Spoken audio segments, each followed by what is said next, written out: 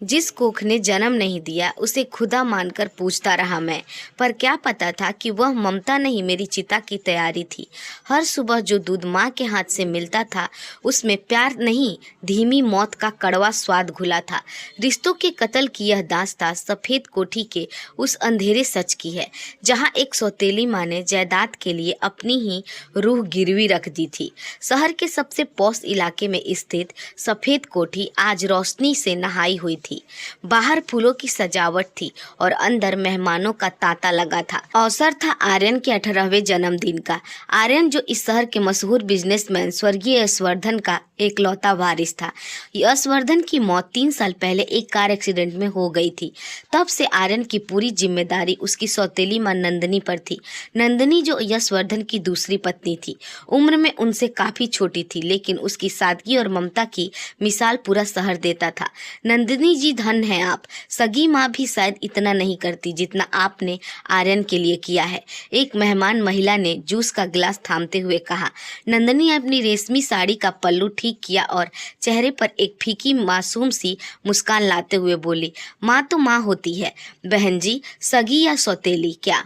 आर्यन मेरे यश की आखिरी निशानी है, इसकी खुशी ही मेरी जिंदगी है। ऊपर कमरे में आर्यन तैयार हो रहा था। वह थोड़ा कमजोर और पीला दिख रहा था। पिछले कुछ महीने से उसे अक्सर चक्कर आते थे और कमजोरी महसूस होती थी। जैसे ही वह सीढ़ियों से नीचे उतरने लगा, उसे फिर से धुंधला दिखाई दिया। वह लड़खड़ाया, लेकिन तभी एक नरम हाथ ने उसे थाम लिया। संभल के बेटा, तूने फिर अपनी दवाइयाँ समय पर नहीं ली। नंदनी की आवाज में चिंता कूट कूट कर भरी थी। पता नहीं माँ, बहुत अजीब सा भारीपन रहता है सिर में, आर्यन ने बेबसी से कहा। नंदनी ने प्यार से उसके माथे को चूमा और नौकर को आवाज दी, रामू जल्दी से आर्यन का स्पेशल हेल्थ ड्रिंक लेकर आओ। डॉक्टर ने कहा है कि इसमें जो जड़ी बूटियां है वो आर्यन की कमजोरी जड़ से खत्म कर देगी। रामू एक चांदी के गिलास में गाढ़ा हल्का कड़वा महकने वाला दूध लेकर आया। आर्यन का मन नहीं था, लेकिन अपनी प्यारी माँ का दिल रखने के लिए उसने एक सांस में वह दूध पी लिया। उसे नहीं पता था कि उस दूध की हर बूंद के साथ उसकी नसों में धीमा जहर घुल रहा था। जैसे ही पार्टी शुरू हुई, नंदिनी की नजरें बार बार घड़ी पर जा रही थी। वह बेचैन थी, लेकिन चेहरे पर मुस्कान ऐसी थी जैसे उससे ज्यादा खुश कोई है ही नहीं। तभी भीड़ में एक आदमी दबे पांव आकर नंदिनी के कानों में कुछ कहा। नंदिनी के चेहरे का रंग पल भर के लिए बदला। वह चुपके से किचन के पिछले वाले स्टोर रूम में गई। वहाँ वही आदमी खड़ा था। मैडम, काम हो गया है, वसीयत के कागजात तैयार है, बस आर्यन के साइन चाहिए। लेकिन याद रहे, आज रात 12 बजे के बाद वह बालिग हो जाएगा। अगर उससे पहले साइन नहीं हुए तो वो ट्रस्ट के नियम बदल जाएंगे। वकील ने फुसफुसाते हुए नंदिनी की आंखों में कहा।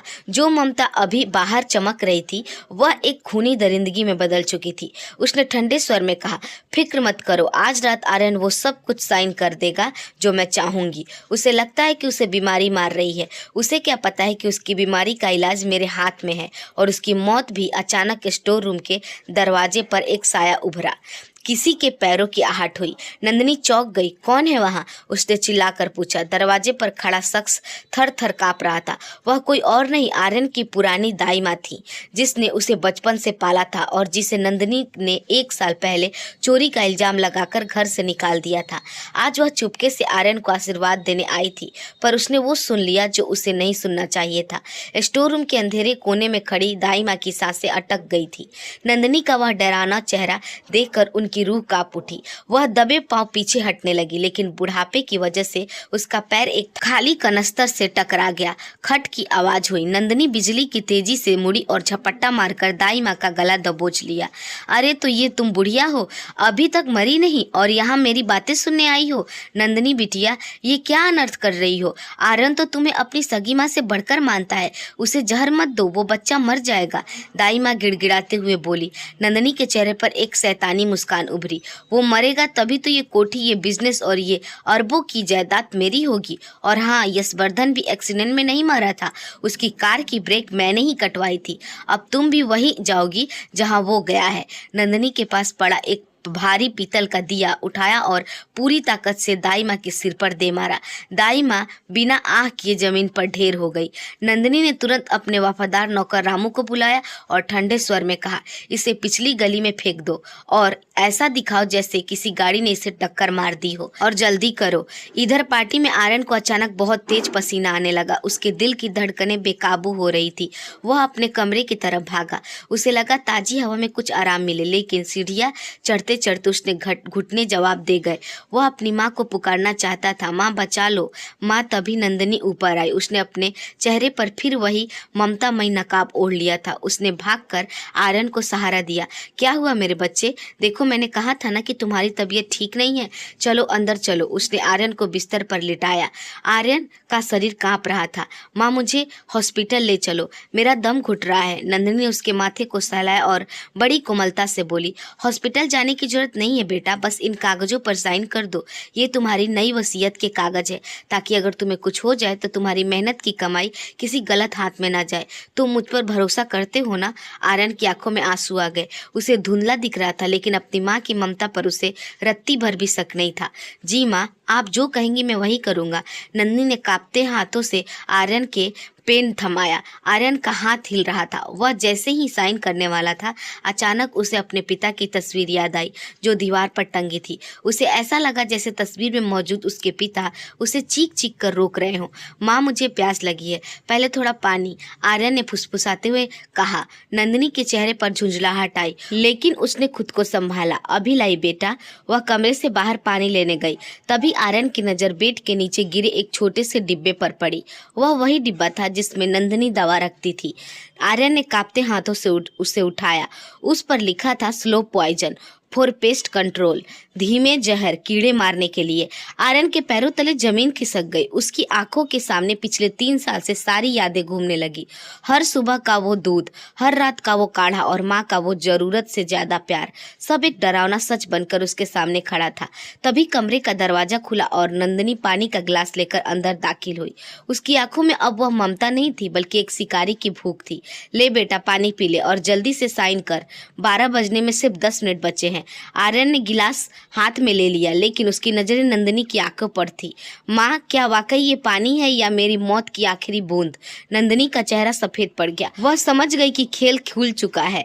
कमरे में सन्नाटा इतना गहरा था कि घड़ी की टिक टिक भी हथौड़े की तरह सुनाई दे रही थी। आर्यन के हाथ में वह जहर का डब्बा था और उसकी आंखों में बरसों का विश्वास टूट कर बिखर रहा था।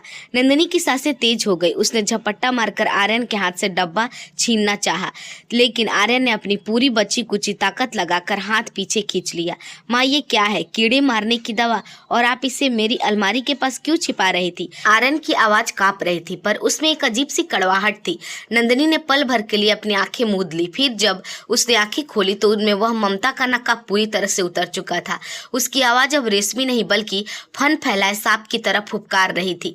हाँ, जहर है ये, और ये मैं तुझे पिछले 2 साल से दे रही हूँ। तुझे क्या लगा था मैं अपनी पूरी जवानी तेरे बाप की सेवा और तेरी जिम्मेदारी में गुजार दूं? मुझे ये महल चाहिए थी, ये दौलत चाहिए थी, और तू बस एक रोड़ा था जिसे मैं धीरे धीरे रास्ते से हटा रही थी। आर्यन की आंखों में आंसू बहने लगे।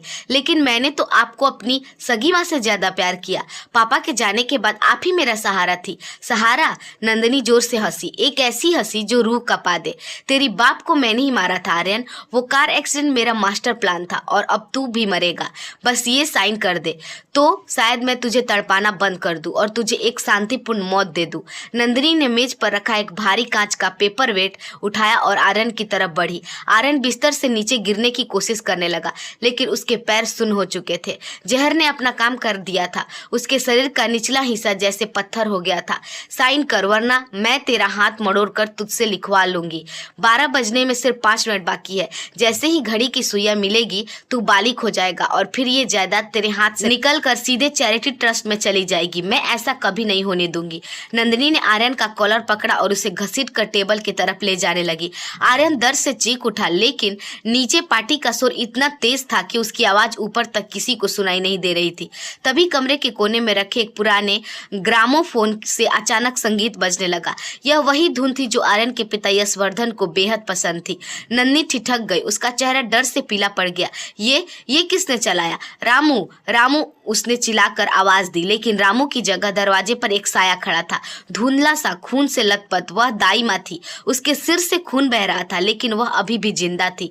उसने दीवार का सहारा लिया हुआ था और उसके हाथ में एक मोबाइल फोन था। नंदिनी, तूने सोचा था कि तू मुझे मार देगी। भगवान ने मुझे तब तक मौत नहीं दी जब तक मैं इस बच्चे को तेरा सच न बता दूं। दाई माँ ने हाँफते हुए कहा। नंदिनी पागल सी हो गई। बुढ़िया, तू अभी तक जिंदा है? मैं तुझे अभी खत्म करती हूँ। नंदिनी पेपर वेट लेकर दाई माँ की तरफ झपटी, लेकिन तभी आर्यन ने नीचे पड़े पानी के जग को अपनी पूरी ताकत से जमीन पर दे मारा। कांच के टुकड़े चारों तरफ बिखर गए। नंदिनी का पैर फिसल गया और वह सीधे उन नुकीले कांच के टुकड़े पर गिरी, जिसकी चीखें पूरे कमरे में गूंज उठी। उसी वक्त नीचे से 12 बजने का घंटा गूंजा, टन टन। आर्यन ने घसीटते हुए दाई माँ की तरफ हाथ बढ़ाया। दाई माँ, पुलिस को फोन। लेकिन नंदिनी जख्मी हालत में उठी। उसके हाथ कांच से कट चुके थे और खून बह रहा था। उसने मेज पर रखी वसीयत उठाई। अभी भी देर नहीं हुई है। अगर तू साइन नहीं करेगा तो मैं तुझे जिंदा जला दूंगी। उसने पास रखी एक मोमबत्ती उठाई और बिस्तर के पर्दे की तरफ बढ़ी।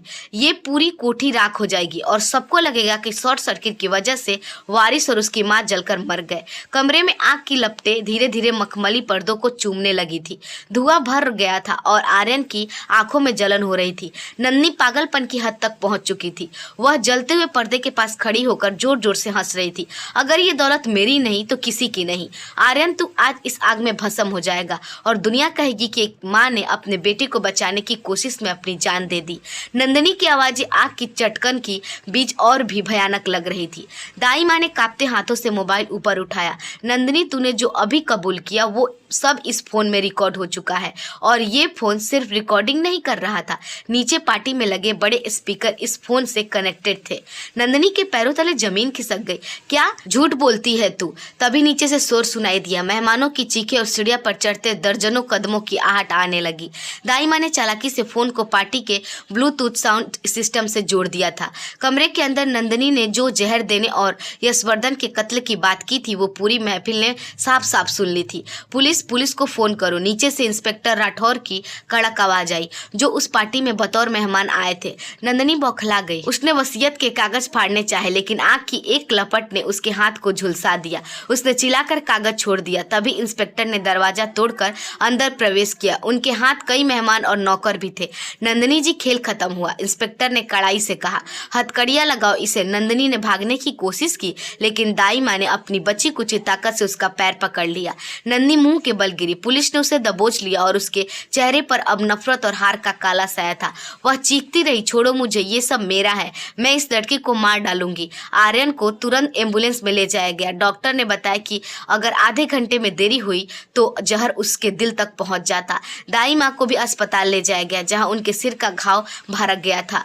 6 महीने बाद सफेद कोठी अब एक शांत जगह थी। आर्यन अब पूरी तरह ठीक हो चुका था। उसने कोर्ट में गवाही दी और नन्नी को उम्र कैद की सजा हुई। उसे अपने पिता की मौत का इंसाफ मिल गया था। आर्यन ने उस विशाल हवेली का एक बड़ा हिस्सा यशवर्धन मेमोरियल अनाथालय में बदल दिया। दाई माँ अब उस घर की मालकिन नहीं, बल्कि आर्यन की असली माँ बनकर रह रही। दोस्तों, उम्मीद करती हूँ आपको हमारी कहानी अच्छी लगी होगी। अगर हमारी कहानी आपको पसंद आई हो तो हमारे वीडियो को लाइक और चैनल को सब्सक्राइब जरूर कीजिएगा। धन्यवाद।